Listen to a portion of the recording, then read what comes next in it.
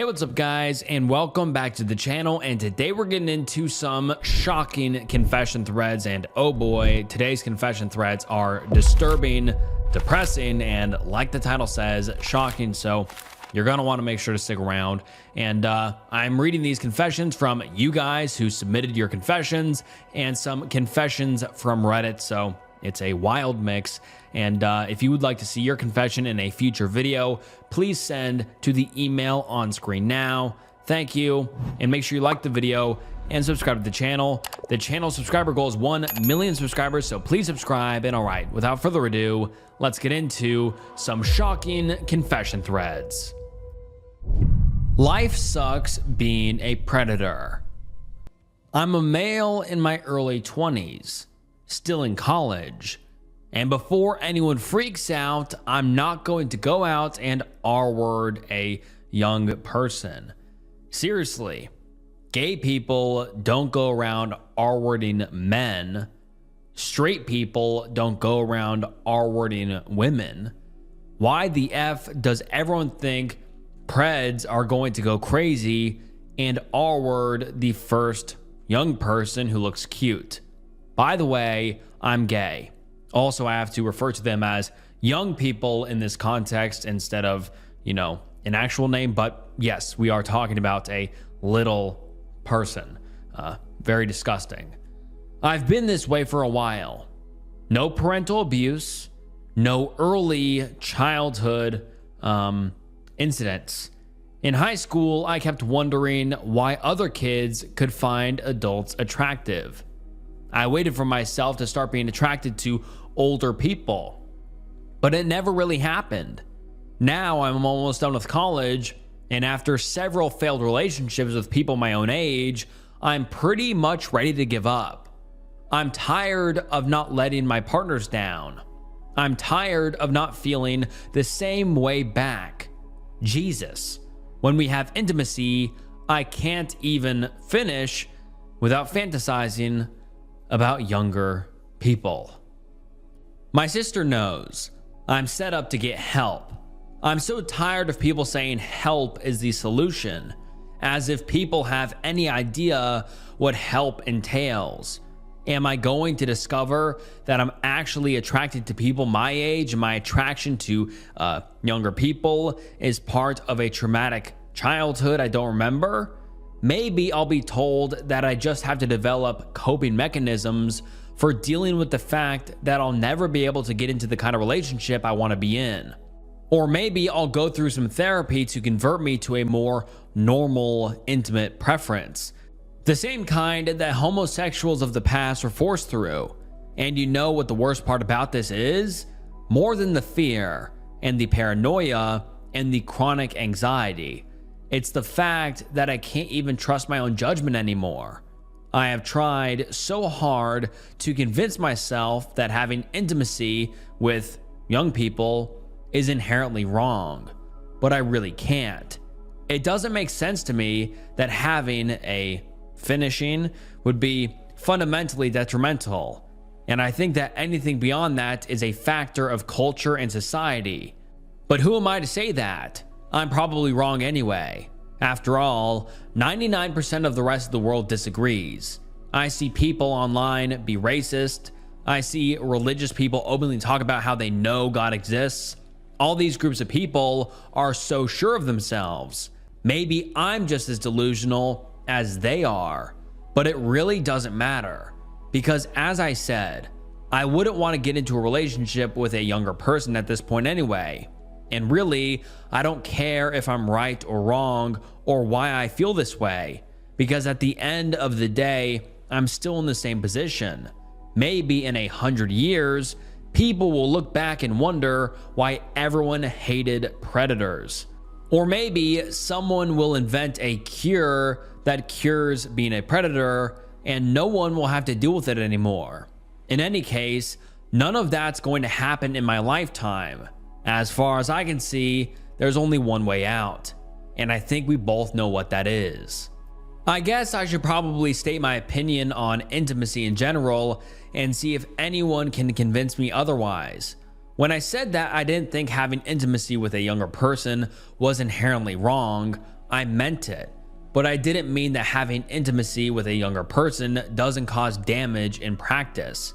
For the time being, I'm going to ignore arguments about pregnancy and STDs because they don't apply in my situation anyway, and because I don't believe that being a predator can be rejected solely because of them. I can always remember thinking that contemporary views of intimacy were warped. Even as a kid, I didn't like not being able to talk about intimacy. I had all these questions, like most kids do, but I was too embarrassed and ashamed to ask them. Later on, I learned that there are appropriate times and places for those questions. I still don't know why talking about intimacy ever needs to be inappropriate. Being unclothed in public is something that still bothers me a lot. Why would it be illegal to walk around unclothed in your natural state of being? Is there something inherently damaging about seeing another person's no-no square? I could still be arrested and put on a S offenders list for it. Situations like that scream hysteria at me, and I don't see how anyone can tell me with a straight face that constantly covering your body around other people is healthy. I see a lot of people telling me that being touched as a young person is awful. I agree. It's horrible, and I'm sorry. I really am. I'm sorry that younger people are being abused or exploited or put in a position they don't want to be. I'm sorry that it's embarrassing or awkward or just plain painful to talk about. And I'm sorry there wasn't anyone around to stop it, because if I was there, I would, and there's no excuse for ignoring something like that. However, I don't think that all experiences at a young age are necessarily R-word. I know that's hard to hear, and I'm about to argue that even seemingly consensual, intimate experiences can cause damage. But let's be honest, not all childhood intimate experiences are R-word. You could argue that they all technically are, and I guess legally that's true, but practically speaking, they are not. I know people, several people, in real life, they've had intimacy with adults at ages as really young, and they don't regret it. Again, I'm not saying this is the norm, but I'm not going to submit to the argument that having intimacy with a younger person is always R-word. It may be irresponsible and dangerous, but the other party doesn't always regret it. I feel like the main argument that younger people can't consent to intimacy fails because intimacy shouldn't be something that requires responsibility. I think that in contemporary society, we always associate intimacy with a certain kind of commitment, at least some, and responsibility. And I don't think that has to be the case. I think that intimacy can just be an expression of love or even just pleasure. Let's paint a picture. What if you grew up in an alternate universe where intimacy was completely liberated? Again, ignoring pregnancy and STDs. What if people walked around completely unclothed and no one would care? Young people were taught at a young age about intimacy, how to have intimacy, and to say no. Do you really think that intimate experiences, even unpleasant ones, would hold the same emotional baggage? We teach young people from a young age to cover their bodies under clothing. We purposefully hide intimacy from them until they're old enough to understand it. I don't think this is healthy. I don't think this is ethical. And I think that it causes a lot of questions and emotional issues for the majority of people growing up, especially when they get into their first intimate experience. The idea that intimacy destroys a young person's innocence is ridiculous in my opinion. We shouldn't hide intimacy from young people. And in an ideal world, it wouldn't matter if I had intimacy with a young person or not, because intimacy wouldn't be taken that seriously. It would be seen as a normal urge to explore and have fun with, and not suppressed while at the same time obsessed with like it is today. But you know what? It doesn't matter, because I don't live in that kind of world. And the people who argue against being a predator are right. Having intimate experiences at a very young age will screw you up. Can you imagine being in that position? Someone doing something to you in a place where you're taught your whole life shouldn't be touched, not knowing what is happening or why you're feeling that way. Even if you're older, let's say middle teenage years, and you want to have a intimate experience with another person, is it worth it to deal with the pressure? Not being able to tell anyone? Not knowing whether what you did was right or if you're really just fucked up and you don't realize it yet? Not knowing whether you screwed up the other person? When society makes something damaging that isn't really damaging, they still cause real damage. I am confident that if we lived in a world where young people were taught about intimacy and how to say no, we wouldn't have nearly as many predators running around. I'm not arguing that such a society will ever appear, and I'm not saying that it would be some sort of utopia, but I do think that our current views about intimacy are completely skewed. So now I live in this society where I can't have relationships with the younger people I want to, not because the relationship itself is wrong, but because in an attempt to protect young people, they end up doing more harm than I did. But I'd be just as responsible because I enabled it to happen.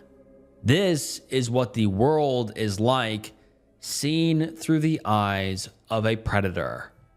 And now let's get into some of the top comments. It really seems like you are constructing a warped worldview in order to justify future young person abuse. Another commenter says, what is your stance on illegal content involving minors? And the OP responds saying, I've seen a bit of it. To be honest, it doesn't really turn me on. Jesus Christ, man. This is just truly one of the most disgusting confessions I've ever read, and just comments. OP is disgusting and vile. But let's continue with his comment. Most of it isn't very good, and you never know what kind of position those young people are put in, whether or not they're being forced into it. In terms of legality, I don't think the mere possession, distribution, or viewing of it should be illegal, because I don't think it's okay to imprison people for viewing images. The argument has been that the existence of illegal content involving minors continues to torment the victim. I'm sure if I was R-worded at a young age and pictures of me were put on the internet, I would feel shitty about it too. But even though the notion might upset me greatly and even cause me difficulty recovering, as a victim, I still wouldn't be directly affected by the viewing on a case-by-case basis. And I'm not going to read the rest of the comment. The comment just gets worse and worse. It's actually just beyond disgusting. This is one of the actually worst accounts of just a story or a confession I've ever read on Reddit. This is truly horrifying, and I'm not going to read the rest of his comment like I said. Let's continue on to another comment. One user says, the worst thing about all of this is how well spoken and logical you are about it. You make sure to reassure everyone that you aren't dangerous, that you are seeking therapy, and you even self-deprecate enough to let all of Reddit know you are sane. Yeah, you understand what you feel is wrong, but you can't change it kind of thing. You're right on about a lot of things. There are circumstances where young adults want and consent to intimacy without harm. Our society's aversion to appropriate intimate education is harmful. Our broken society doesn't make you right, or okay, or safe around young people. You can't see it because you right through the eyes of a predator, but that is what you are. You are never going to love or comfort the young person you have a relationship with. What you are going to do is destroy that young person's life. They're an object to you. And as a means to an end, you have convinced yourself you only want to offer them happiness, which is why you are so dangerous. As you get older, the fantasies will grow. Your relationships, while failures, at least distracted you, and gave you temporary substitutes. When you give up on those, you'll get lonelier and lonelier. You won't suppress your desires. You'll start to fixate on them. You will eventually turn to illegal content involving minors. You might never go looking for it, but sooner or later, by subconscious design or accident, you'll see it. Then you will slip and the obsession will grow. You will hoard it. Periodically, you will try to fix and distance yourself, deleting all of it, but then you'll come back. Hopefully, this is where you will get caught and go to prison. You will be required to register as a S-word offender and ostracized by society.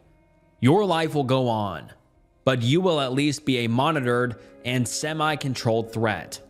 If you don't get caught with the illegal material, maybe you will be the guy that goes to the park to read young people's books. Or you might be the guy that violates your girlfriend's young brother. If you get away with it, things will get worse for you. You will always take it further. All of this is enabled by the little mental trick you play on yourself, convincing yourself that a young person wants to have you as his loving partner. But the sick society you live in has deprived him of that choice. I've put people like you in jail for a very long time. Your predilection to young people is nothing new to me. Your confession in response was everything I expected. I don't necessarily believe that this is your fault. You may not be a victim of trauma. What you are is an evil anomaly of humankind.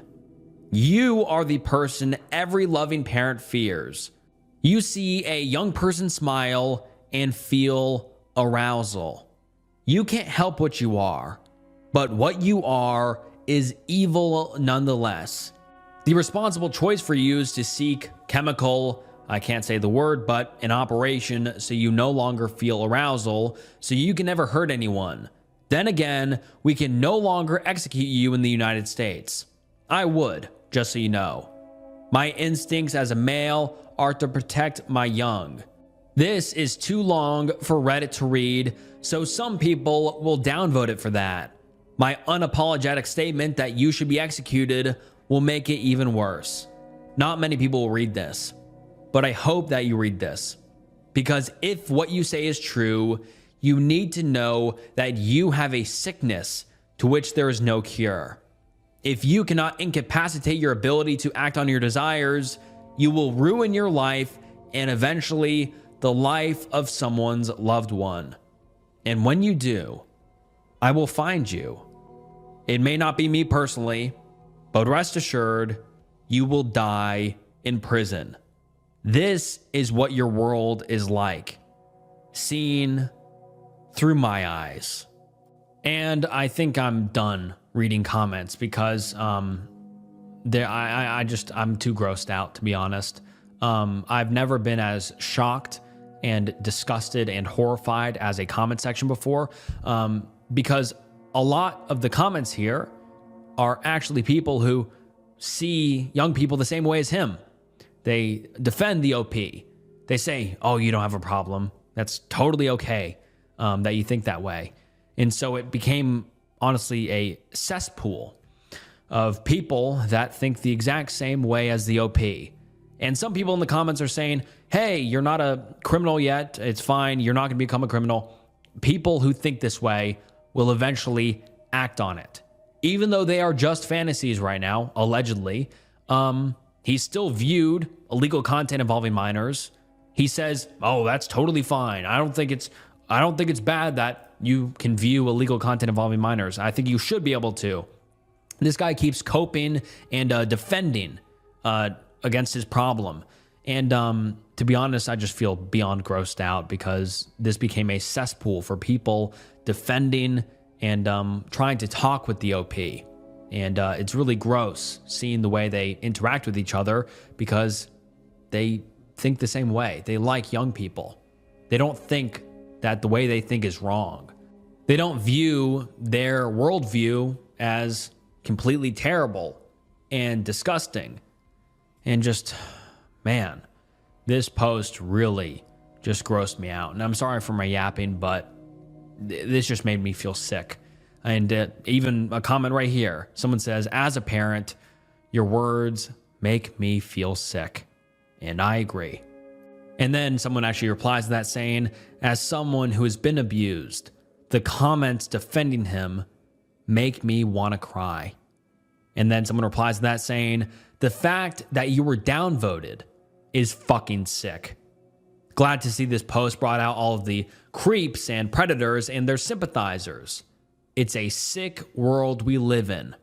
And to anyone downvoting the victims here, take a long, hard look at what you're defending. Rationalizations of adult/young people relationships, absolutely sick. And I forgot to mention that. The people that are coming out as victims and saying, hey, I was violated as a young person, as a very young person, they are being downvoted and told they are wrong for feeling that way by the Preds and by the predators. I mean, what a sick area of the internet I'm in right now with this post. I really thought that every single comment would be condemning the OP. I mean, that's how it should be. But surprisingly, like I said, there is a lot of people coming out of the woodwork and sympathizing with him and saying, no, you're right. It's right to think that way. Just beyond disgusting. And this was posted 14 years ago, and there has been no update since. So we don't know what ended up happening to the OP or if the OP had any other disgusting thoughts. But leave your thoughts down below and on to the next one. When I was deployed in Iraq, I killed 7 people. I feel nothing. I suppose the no regrets tag fits the best. I feel worse about not caring what I did. When I was deployed in Iraq, I killed 7 people. I've never been a fighter. I couldn't imagine taking someone's life. I went into the military because my father always wanted me to follow after him and his father. And I really didn't have much else to do with my life. I always heard about the stories of soldiers in shock, coming home with PTSD and mentally broken. I didn't think I'd have to kill anyone. I wasn't really worried. I didn't have a great life, and the only person I left behind when I shipped out was my father. I wasn't exactly clinging to life and figured, if nothing else, time in the military would strengthen me as a person. There was no real hesitation when it happened. Morals didn't come into question when I had to pull the trigger to save myself and the men who would go on to save my ass countless times. I wasn't shooting children or innocent civilians, and it really didn't even feel like I was killing somebody. Everybody kept asking if I was okay and ignoring anything I said that wasn't no. I'm not a psychopath. I'm not someone who's been fighting to stay alive their entire lives. I'm grateful to whatever powers are in this world that I'm not as damaged as I should be. But I don't know why I'm fine. I shouldn't be. I don't feel less human. I don't feel like a hero. I don't have nightmares about what I did. And that scares me more than what I've done. And now let's get into some of the top comments. Someone says, fellow Iraq vet here, on mobile, sorry if the formatting is shit. The fact that you aren't haunted by your experience doesn't mean there's something wrong with you. The math in a straight up firefight was always simple in my mind. They're trying to kill you and yours. Stop them. Real war isn't Spielberg directed. You don't have to be torn apart, agonizing over every life path that led each side to that moment. People come to terms with what happened over there in their own ways. Some never do. If you feel like somehow you're missing some epiphany or self-awareness, take a moment to be grateful that your strength of will saw you through. Be grateful and continue on with your life. As someone who did come back a little fucked up, I'm not mad that you didn't. I'm glad you're okay. Your result is the result I wish we had all ended up with. And I'm not gonna shit on you because that didn't happen. All that said, if your feeling about relative lack of feelings do continue to cause you disquiet, go talk it over with a professional. It may be that the itch in your mind is the beginning of something that hasn't surfaced yet. Establish support before something has an opportunity to come out of nowhere. Another user says, if they're trying to kill you and yours, you kill them first. You did what most people would have done, and it doesn't make you a monster. Another user says, Afghanistan vet here. I've killed quite a few in my day and never felt the slightest twinge of any emotion whatsoever. It was me or them. They were at fault the moment they picked up the weapon and pointed it my way. Men, women, or children. I'm not giving up seeing my family again to one of those pieces of trash. That's why I'm here now and they're not. Don't lose any sleep at night either. I was R-worded and never told my husband. I got pregnant from the R-word and my husband thought it was his and wanted to keep it. But I got an operation to have the baby removed and he was devastated. He still has never forgiven me, and I have never told him I was R-worded. In the second year of our marriage, I got R-worded. Brutally. I was out with my friends at a bar and a guy grabbed me into his alleyway and then into a car. He had a knife against my back and kept saying he's gonna stab me. He had this weird face covering thing. I couldn't see his face well, but he had sunglasses and a baseball cap. They brought me into the car.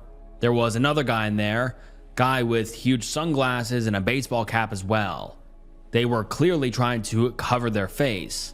I was crying and wanted to scream, but I remembered the guy had a knife. They forced me to do some unspeakable things to him.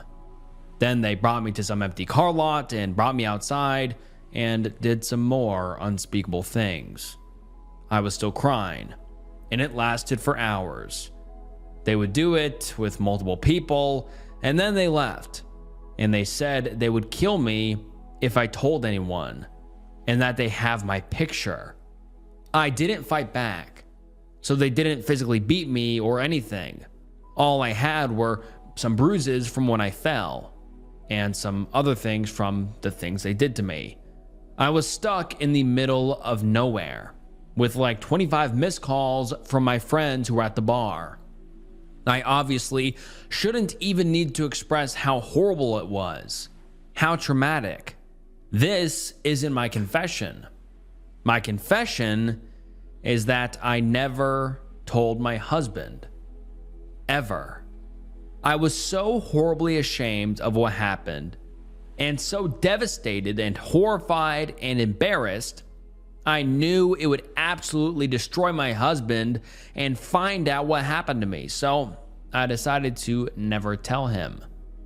I told him I fell, and that was the bruises. It wasn't only about protecting him from knowing the truth, but it was also that he would absolutely demand we go to the cops. I did not want to go to the cops. They had my picture. They were likely organized criminals. I didn't want to risk anything with those types.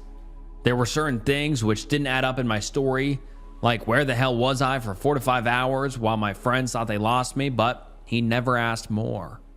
He just believed me. Then I got pregnant. I didn't want him to find out. I just wanted to get rid of it as soon as possible. We had been using contraceptives, so there was no chance it was him. We also hadn't had intimacy at all since the incident. Not necessarily because of the incident, but he had a huge cast on his knee, so we had been sort of not having intimacy a lot, but regardless. The last time we had intimacy was 3 days before the R word. Except he found the pregnancy test, and I had to tell him that I was getting an operation to have the baby removed. I nearly had an emotional breakdown. I couldn't tell him I was R-worded, so he thought it was his baby. I just couldn't deal with it. I just told him over and over, I can't have this baby. Then I got the operation, and he just looked horribly sad and depressed. We got over it. It's been 13 years now, and we now have 2 kids. But to this day, he thinks it was his baby. And he has no idea I was R-worded. That was the worst time of my life. The R word was horrific. But the operation and knowing that my husband thought it was his baby, and the desperation in his face when he couldn't get an answer as to why I was getting rid of his kid, trying to find answers, and me just bottling up and not giving answers to him, that was horrible. That was the worst time of my life. He has never brought it up before in arguments we have had. He knows there was something behind why I had the operation, but he never knew why. And me keeping the secret from him has always haunted him. And now let's get into some of the top comments. One user says, just tell him. It was hard for me to tell my boyfriend too, but he'll be understanding. He's your husband. He won't hate you. He'll probably be mad instead. Mad at the people who did that to you. Another user says, it must be really hard keeping a secret like this. I can't imagine what you suffered through, and then having to go through it alone. I'm so sorry. Another user says, while ultimately it's totally your decision, marriage is kind of about sharing with your partner. He deserves to know, and you deserve to feel free. Obviously, this is really weighing on you, and it may be really bad for a few weeks while he tries to come to terms with it, but you'll feel so much better after this weight is lifted. He loves you, and you love him, and in telling him, you'd be able to remove the block that is keeping you from being content. But of course, I don't know all the details, and it is totally your choice to keep it a secret or not. Don't feel pressured, but do consider how you might feel if you told him.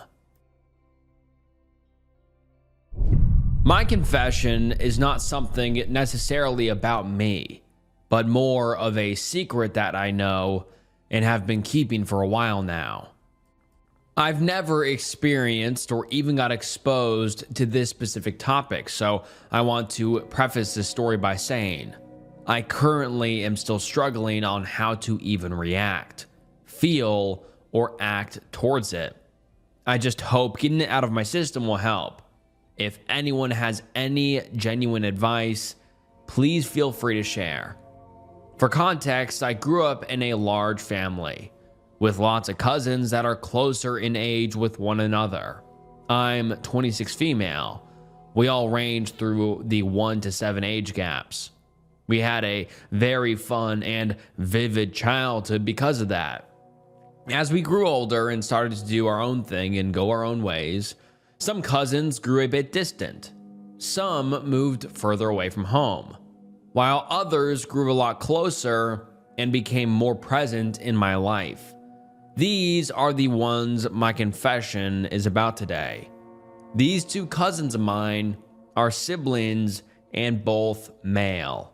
PJ being the oldest, around 34 years old now, and John, his younger sibling, 30 years old.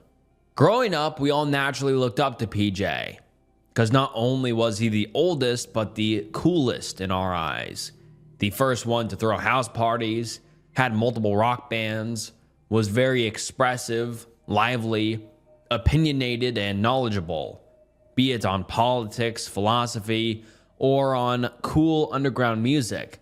Since our family is on the more conservative side, when I was younger, I basically saw him as the rock star of the family, LOL. Fast forward to more recent times, I ended up developing an even closer relationship to both of my cousins, PJ and John, and we started hanging out together more often than not, which was something I felt really happy about. We were developing a solid friendship now as adults, and getting to experience that with people I grew up with and trusted all my life felt heartwarming. We would vent, share family advice, gossip, have philosophical discussions, enjoy music, and reminisce of good old times together. As time went by, I started noticing a pattern in which PJ would actively avoid talking about his personal life, and I would only find out there was something going on eventually through John, his younger sibling and my cousin. John, on the other hand, is a lot more open about sharing personal details of his life. We built that trust and openness over time. So with John, I always felt like we could share anything with each other more naturally. About a year ago, PJ was going through a rough breakup with his girlfriend of 5+ years. She was part of the family at that point, so I was curious about the reason for the breakup.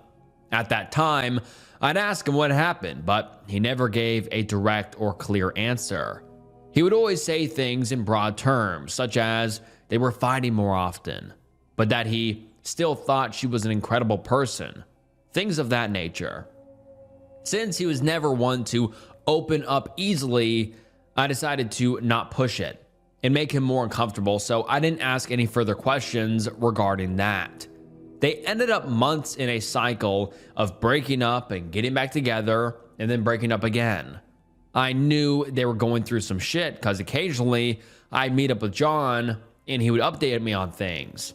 At some point, he told me PJ started abusing booger sugar again, a problem he already dealt with in the past, and he was then trying to hide it from his girlfriend and deny the whole thing.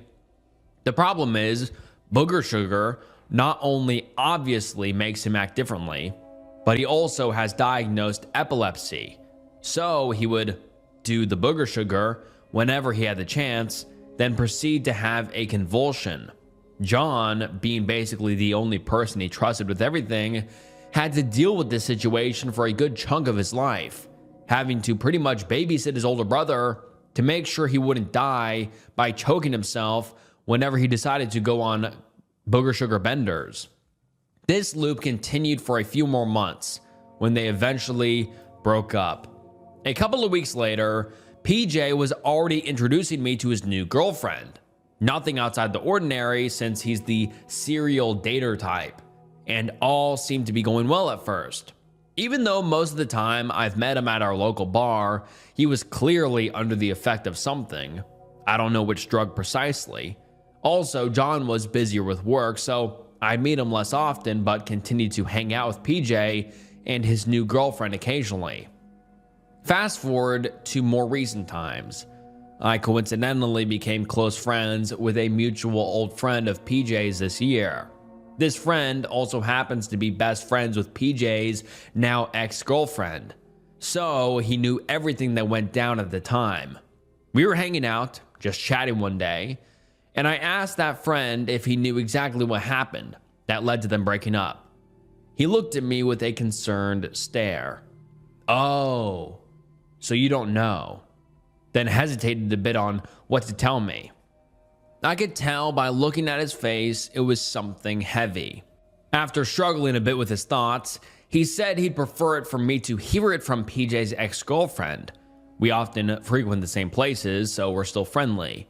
After some thought, he ended up saying that the first time they broke up, my cousin was out of town and his ex-girlfriend was browsing through his computer, only to find illegal content involving minors on his files.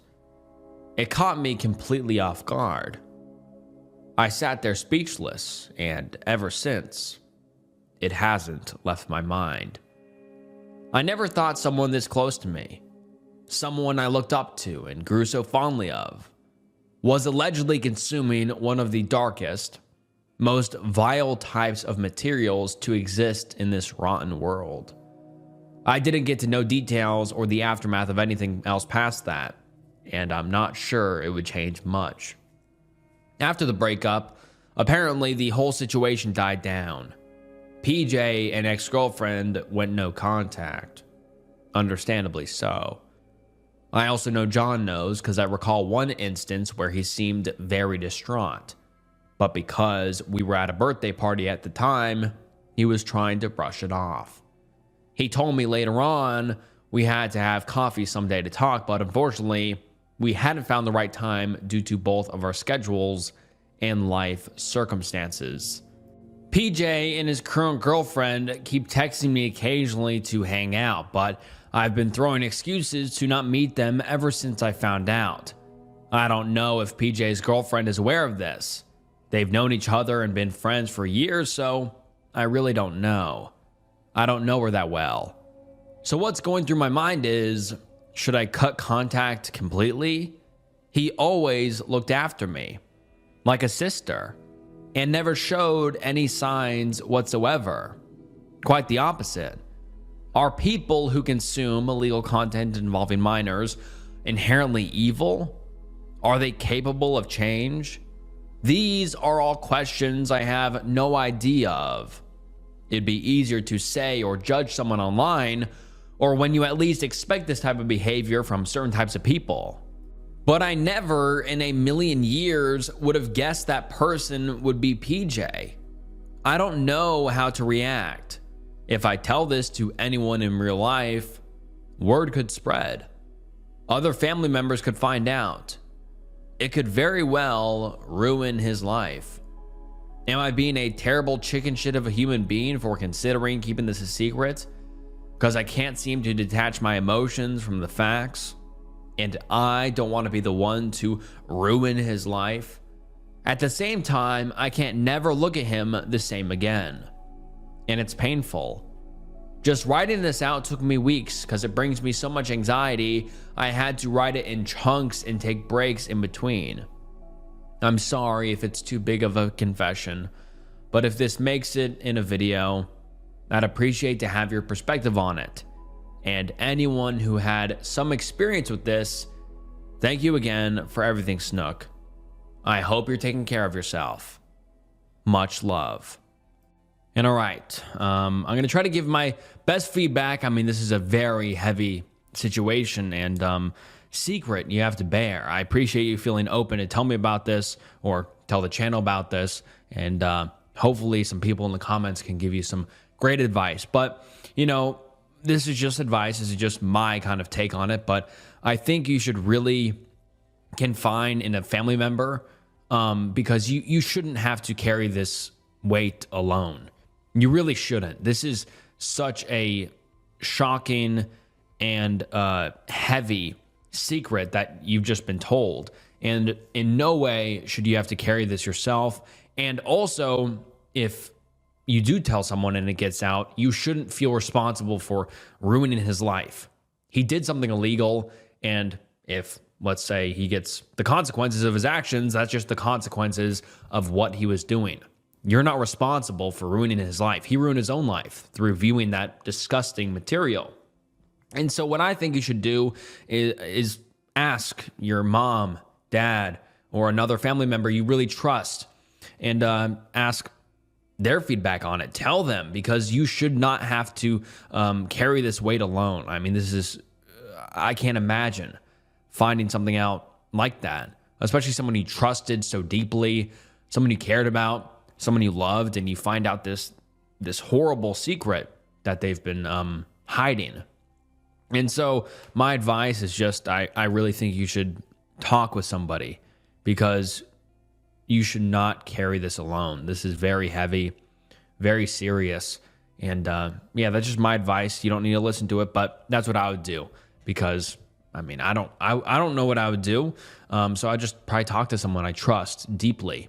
And yeah, for everyone watching, if you've ever dealt with anything similar, please comment down below so the OP can read it and hopefully get some good advice. But I appreciate you sharing, and I hope you can, you know, navigate this situation correctly, because this is such a horrible secret that's been laid upon you. And I hope you can figure it out and do what's best, but I'm sure you can. But yeah, like I said, please just talk to someone, and I'm sure they will help you take the right steps forward, because it shouldn't even be your responsibility. But now it's been laid upon you to do something with this information. And so I would really talk to someone. But thank you so much for sharing. I accidentally set my house on fire and lost everything. Hey Snook, so I've been a fan of your channel for a while now, and I'm glad I can actually get this off my chest. And also, I wish to stay anonymous. Thanks. I'm currently 19 male and currently living with my friends because my parents and my brother won't look me in the eyes anymore. So I was 16 years old playing video games when I decided to get drunk and mess around. So I decided to get some drinks, but also some cigarettes, as I was a dumb kid with no sense of consequences. After I had my fun and drinks, I decided to go out and have a smoke. But in the place I lived in, the neighborhood knew me and my family, so I couldn't exactly go out and smoke. So I decided to go to the backyard and smoke there. I decided to light it with matches, and instead of blowing it out first, I decided to throw both my lit cigarette and match over my fence where I didn't notice there were dry leaves. I locked up the house, cleaned up, and hid the evidence. Little did I know that this was the last time I would sleep comfortably. The next morning, I was woken up by my father yelling at me to wake up and get out of the house. The match and the cigarette butt that I threw over the fence climbed up the tree and started lighting the house on fire. Delirious, I started running down the stairs when all I could see is smoke.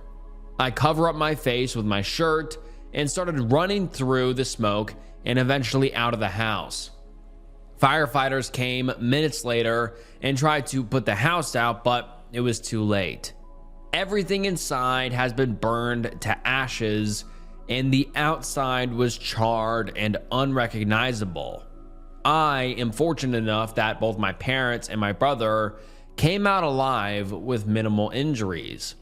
For the next 2 months, my family and I were bouncing around hostels and apartments. During one of our stays, my father tried contacting the mayor of the town, I don't know what it's called in the US, to determine who actually caused the fire and if we can get compensation. Months and months go by with no clear culprit because the CCTV cameras placed near my house showed no one passing by during that time. Racked with guilt, I decided to confess everything: the smoking, the drinking, and the matches. Everything. Of course, my father got livid and looked like he was going to legitimately kill me. I could tell in his eyes. But eventually, he controlled himself. He then called my mother over and explained it. Both of them talked and shouted at me for hours on end until my father came to the decision to kick me out and disown me at 16. A week later, I was on my way to my aunt's house to stay for the time being. When I arrived, she had the most disgusted face I have ever seen.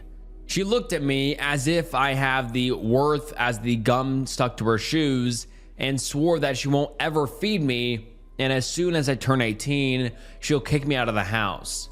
So she did exactly what she promised. For the next 2 years, I was on my own, still studying in the public school with a part-time job at this gas station.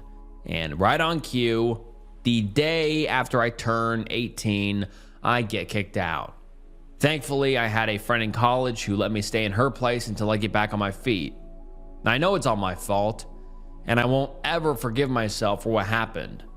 And I know I can never make it right, as my whole family completely cut contact with me. I apologize if this is really long, but thank you so much for reading this, and I'm glad I can finally let this out of my chest. Keep up the great work, and I hope you enjoy the rest of your day or evening. I cheated on my loving husband of 13 years. It was amazing. I hate myself for how little I regret it. I've been married to my husband for 13 years. In the past 2 years, he gained a lot of weight, like nearly 100 pounds. Specifically, the past 6 months, he has exploded in weight. He has a medical condition now, which makes it difficult for him to lose it. Even he admits he likely won't ever lose it. So, I cheated on him with a guy I met at a bar. A hot, tanned, muscular guy who was visiting from Cyprus. He is going back to Cyprus in 2 weeks. He texted me today and asked if we wanted to meet up at his apartment, with a bunch of winking faces implying we were going to have intimacy. I hesitated, then said yes. I deleted the texts. I gave him a fake last name. I went over. He had an Adidas tracksuit on, which showed his muscular, hairy chest, and I felt a tiny bit of regret before that. But when I saw his muscles, any regret I had just left me. I barely even hesitated to kiss him. We had intimacy. It was amazing. He made me finish, something I haven't had from my husband in a year. He was well endowed, something my husband didn't have. I think we did it on and off for 2 hours. He was so primal. I went back home to my husband and everything felt normal. I cheated on him, yes, but I felt like nothing had changed. I expected to be torn apart by regret and loathing, but I wasn't. Obviously, I would never, ever tell him, nor would he find out. And I still felt love for my husband. Oddly enough, I almost felt closer to him. I was so frustrated before, and now that I got that release, I felt like a barrier that had frustrated me about him had just dropped. I want to have intimacy with him now more than the past 2 years. I just don't know how to feel about this. I almost hate how easy it was for me. How little it seems to be affecting me. I know that what I did was bad, and it would break his heart if he found out. I hate that this didn't tear me apart with guilt, and instead I feel almost no guilt. I hate that cheating on my husband has somehow made me feel better about both myself and him. This isn't normal. I know that. I also feel like my frustrations have been pushed to the side for now. I don't have any urges to cheat again. I suppose it's just a one-time thing, which I shall keep as a secret until I die. And now let's get into some of the top comments. Someone says, "Why not just divorce?" And the OP responds saying, "Because despite the lack of physicality between us, when he gained weight, I still enjoy the time I spend with him every day more than anything in the world. If there was even a slight whiff of him having the chance to find this out, I would never, ever do it." And then the commenter responds saying, "So basically, you just want to have your cake and eat it too?" And the OP did not respond. And also the OP's response here was severely downvoted. Another commenter says, "You should feel like an awful person." And the OP responds saying, "Yup, I really should." And that comes off as sarcastic to me. Another user says, "Look, I'm not trying to judge you, even though if that's the way this sounds, but it's not my place. But for fuck's sakes, woman, you made a vow to your husband, in sickness and in health, and you broke that vow. The reason you don't feel shitty is because in your mind, you have already left this relationship. You may love him as a person, but you no longer love your husband.